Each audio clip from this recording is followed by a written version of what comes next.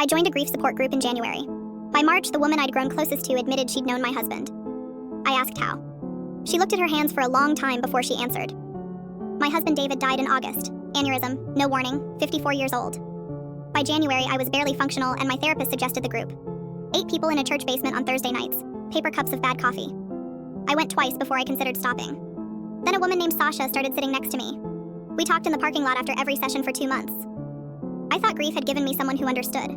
Sasha's husband had died the previous spring. Cancer, 18 months of watching. She talked about loss in a language that took years to build. We met for coffee on Saturdays.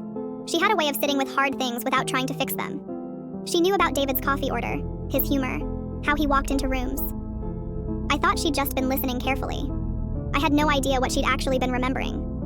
She mentioned a restaurant in March, a place David and I used to go on our anniversary, said it in the middle of a story casually. I said we used to go there too. She went quiet. I told myself it was a small world, but she'd mentioned the waiter by name once before.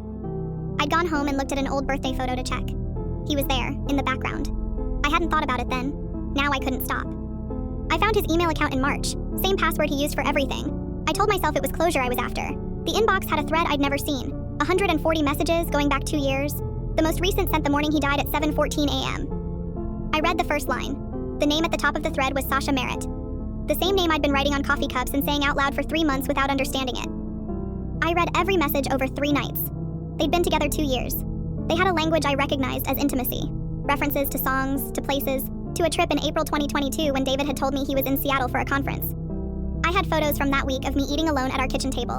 In November 2022, Sasha had tried to end it. David had written back 4 pages. She'd stayed. I sat next to her every Thursday while knowing none of this. My therapist said confronting someone in shared grief was complicated, that Sasha might be carrying real loss too. I asked if that was supposed to matter as much as mine. She didn't answer directly. I kept going to group. I kept sitting next to Sasha. She brought her thermos. I let her pour coffee into my cup and thought about what it meant that we'd loved the same man and lost him the same week. I kept going because I didn't know what else to do with it. I asked her in the parking lot after the April session, said David's full name and watched her face. She turned toward me slowly. I said I found the emails. She didn't ask which ones. Her thermos was still in her hand. She said his name back like she'd been given permission to say it. We both went to our cars. The lights came on in both windows. I watched the lot empty out around us. Neither of us drove away for a long time. She came to my house the following Saturday, still showed up, which told me something.